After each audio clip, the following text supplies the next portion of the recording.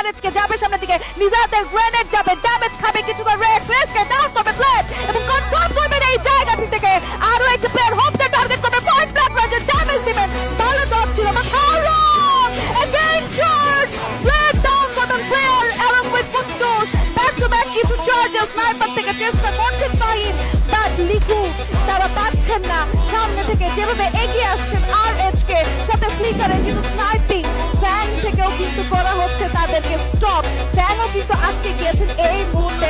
এক ফ্লিকারের স্নাইপারের শটসে, আরসি থেকে ফাইনকে করা হয়েছে কনফার্ম, লিকুকে টার্গেট করা হচ্ছে, দুটো টিম একসাথে জয়েন করছে, ফ্লিকার এই মুহূর্তে লিকুকে তুলে নেবেন এন্ড শাট ডাউন চ্যাম্পিয়ন হওয়ার আশা